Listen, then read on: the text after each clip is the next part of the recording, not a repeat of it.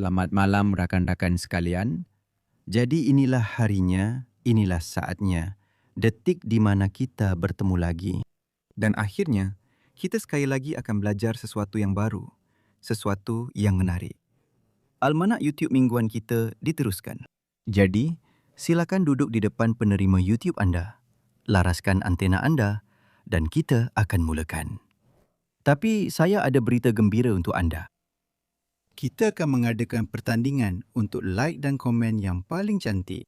Jadi, letakkan sekurang-kurangnya 1 like di bawah video ini dan tunggu sehingga sistem kecerdasan buatan memilih anda dan anda akan menerima ucapan peribadi daripada hos saluran YouTube Anton Alexiv secara langsung. Jadi, baiklah. Hari ini kita akan berbincang tentang ingatan.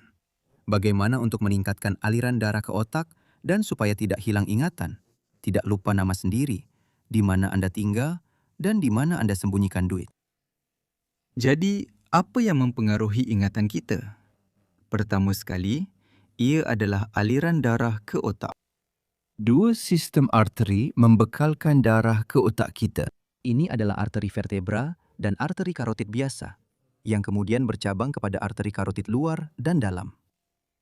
Arteri karotid biasanya mula terjejas oleh aterosklerosis, menyebabkan penyempitan lumen arteri ini dan menjejaskan bahagian-bahagian tertentu otak. Tetapi sistem bekalan darah ke otak direka sedemikian rupa sehingga terdapat apa yang dipanggil bulatan Willis, di mana semua arteri membentuk. Ini dipanggil anastomosis. Anastomosis. Bagaimana hendak saya terangkan? Sekarang saya akan terangkan kepada anda dengan bantuan lukisan grafik. Jadi, katakanlah, arteri karotid kita masuk ke dalam otak dan masuk.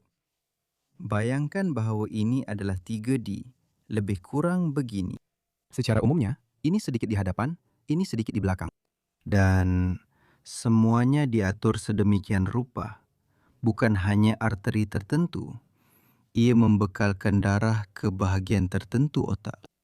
Tetapi untuk berjaga-jaga, ia direka supaya jika lumen arteri kita di sini tiba-tiba menjadi sempit atau darah langsung tidak mengalir melalui arteri, arteri bersebelahan akan membantu kita, di mana di dalam rongga tengkorak mereka membentuk apa yang dipanggil anastomosis. Maksudnya, mereka lihat bersambung antara satu sama lain.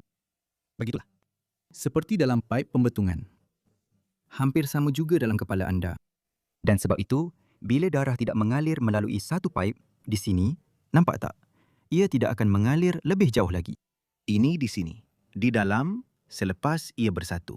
Jika, contohnya, di sini tersumbat, darah akan mengalir melalui paip yang lain. Begitulah. Kadang-kadang ia menyelamatkan, kadang-kadang tidak. Semuanya bergantung pada nasib anda. Begitulah kehidupan. Tapi secara umumnya, sistem itu ada, ia sepatutnya berfungsi. Tetapi dalam keadaan ideal, tidak sepatutnya berlaku situasi di mana sesuatu menjadi sempit, darah tidak mengalir ke suatu tempat atau darah tidak keluar dari suatu tempat.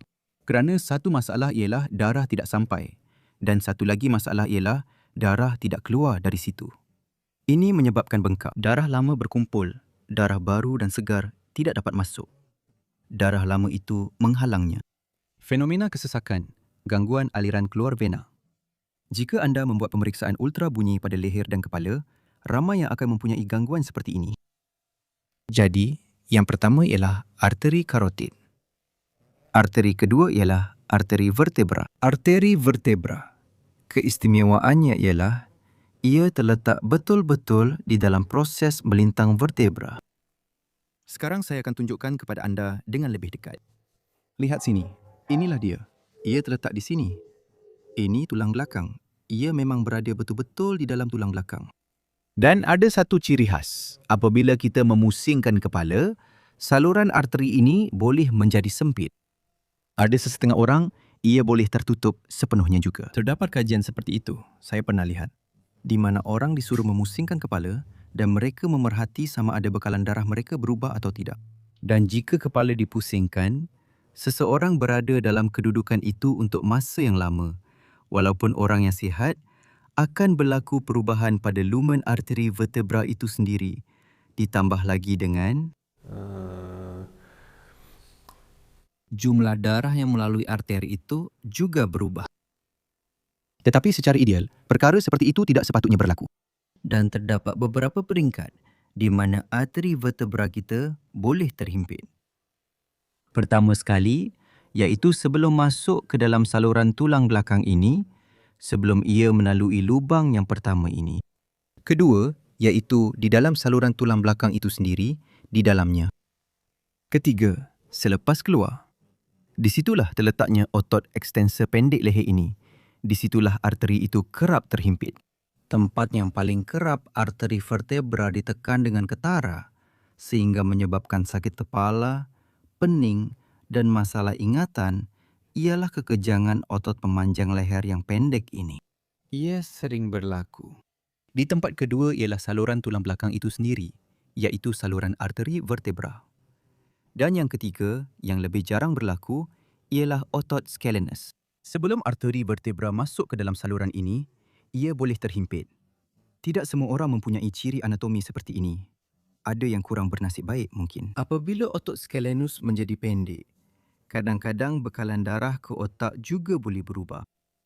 Bagaimana pula dengan arteri karotid? Apa yang berlaku pada arteri karotid? Selalunya, aterosklerosis berkembang di situ. Tentang aterosklerosis. Perlu menggunakan kaedah lain sedikit. Sekarang kita akan berbincang tentang arteri vertebra. Bagaimana untuk memastikan ia sentiasa membekalkan darah dengan baik ke otak kita dan tiada sebarang gangguan berlaku. Jika berlaku gangguan peredaran darah otak secara akut, itu dipanggil stroke. Jika ia kronik, secara beransur-ansur akan berlaku hipoksia otak, gangguan bekalan darah dan pelbagai kawasan boleh dikatakan kerosakan pada otak. Ia bukanlah kerosakan yang kritikal seperti stroke contohnya. Maksudnya bukan takkan jadi macam tiba-tiba tangan atau kaki tak boleh bergerak. Tetapi lama-kelamaan, anda akan lupa nama suami, berapa orang anak anda, di mana anda letak 1000 rubel, sama ada anda sudah tutup setrika atau belum. Semua ini memberi kesan. Di dalam korteks otak, kawasan seperti ini akan terbentuk. Ini dipanggil ensefalopati.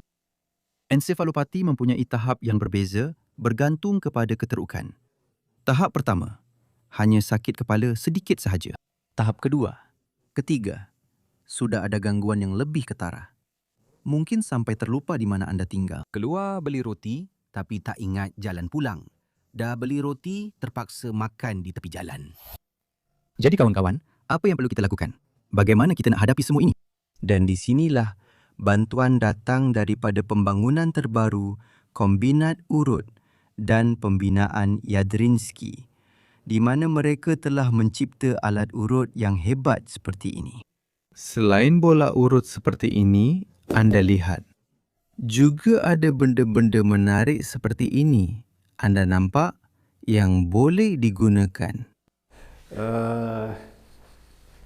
Dengan melekatkannya pada dinding, contohnya seperti ini. Dan memasangnya dengan kukuh. Dan di sini kita boleh dengan sangat berhati-hati. Di mana dia? Ini dia. Urutkan sendiri otot ekstensor pendek.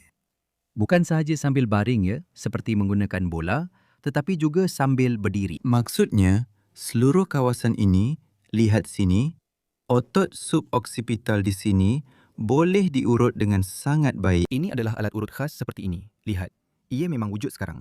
Tapi susah nak dapat. Tak semua tempat ada, boleh juga guna bola. Perbezaan bola, lihat, ialah ia memberi tekanan yang lebih rata. Anda takkan dapat capai otot-otot yang dalam itu. Tapi alat macam ni, ia membolehkan anda lihat, terus ke sini, terus sasarkan secara tepat pada kumpulan otot ini, otot ekstensor pendek. Bagaimana nak guna alat ni? Maksudnya, kalau kita guna sambil berdiri, cuma lekatkan saja, contohnya, dan cari tempatnya. Di mana? Di belakang, tekan saja di situ. Dan dengan cara macam ni, kalau sangat sakit, Cuma tahan saja, sabar, tunggu. Ya, macam tu. Dan kita mula ya. Ingat huruf pertama nama kita, dah ingat. Maksudnya, darah dah mula mengalir dengan lebih baik ke otak anda. Seterusnya kita beralih ke titik kedua.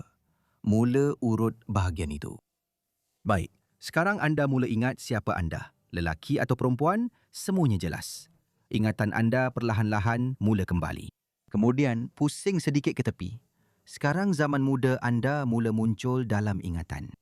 Kita ingat kembali. Bagaimana? Semasa muda, anda pergi memancing bersama kawan-kawan. Beginilah. Dan kita urutkan. Urutkan dari satu sisi dan juga dari sisi yang lain, dari kedua-dua belah.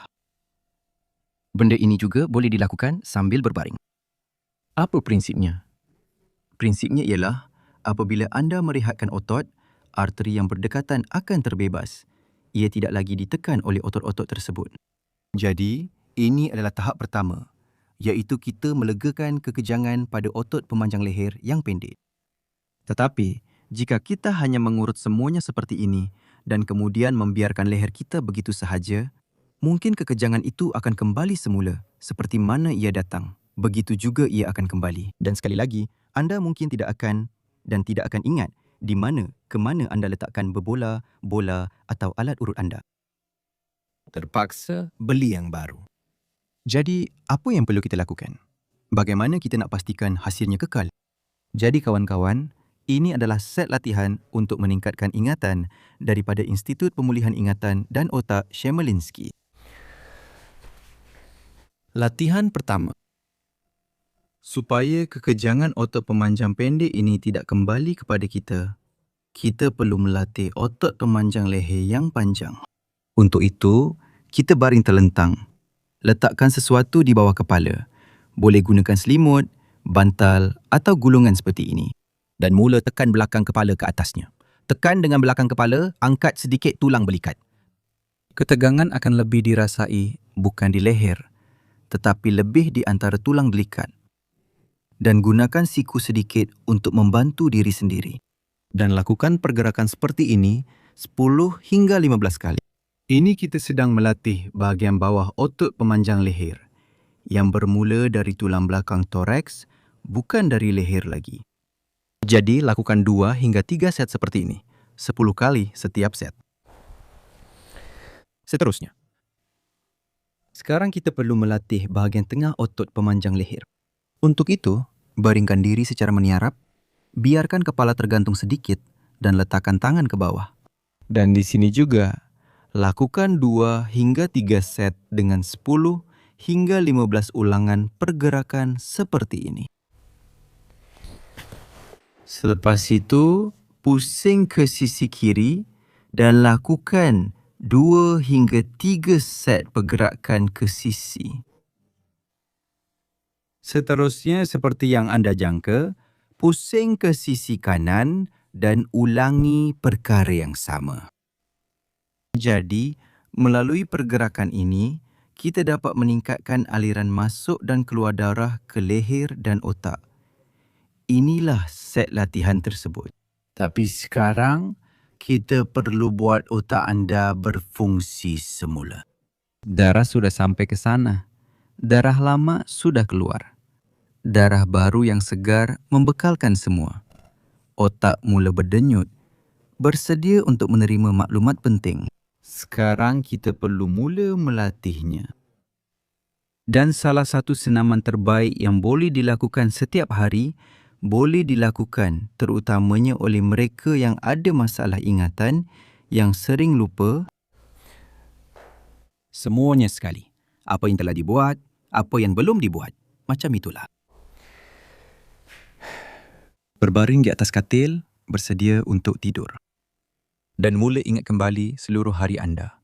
Bagaimana anda bangun, apa yang anda lakukan, bagaimana anda pergi, gosok gigi, bagaimana anda makan, ke mana anda pergi selepas itu. Dan cuba ingat semula seluruh hari anda dengan terperinci sehingga saat anda berbaring untuk tidur. Biasanya, semuanya akan berakhir sekitar waktu tengah hari.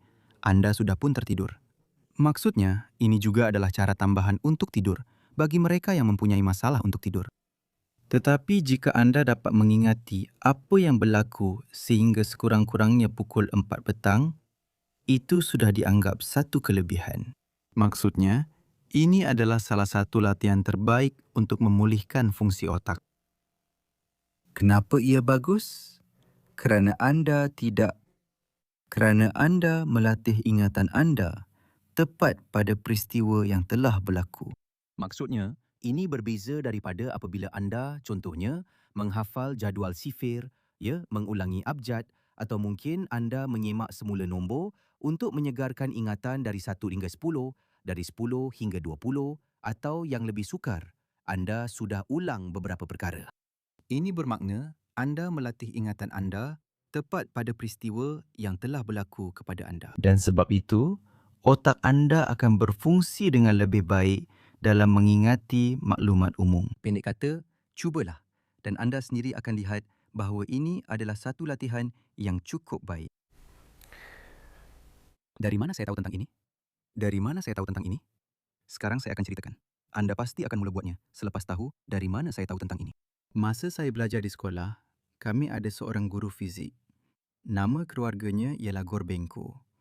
Tapi nama penuhnya saya tak ingat sebab saya tak buat latihan ini. Kalau saya buat, mesti saya ingat. Tapi saya cuma ingat nama keluarganya saja. Dan secara keseluruhannya, dia mempunyai ingatan yang sangat baik.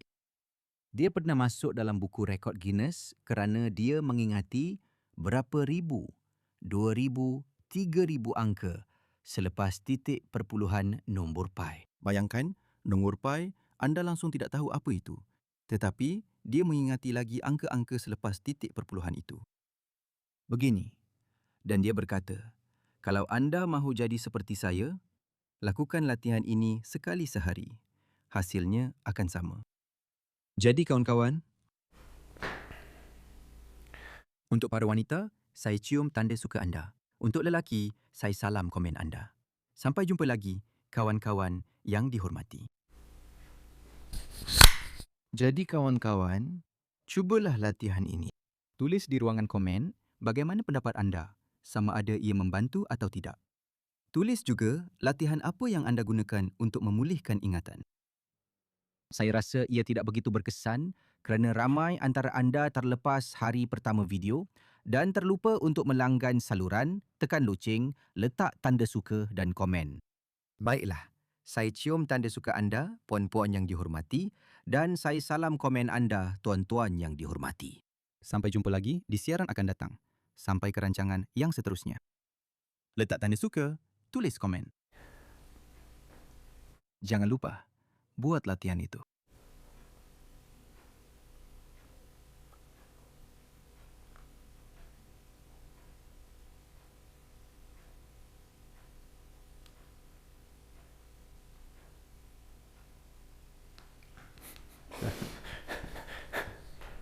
Jesus.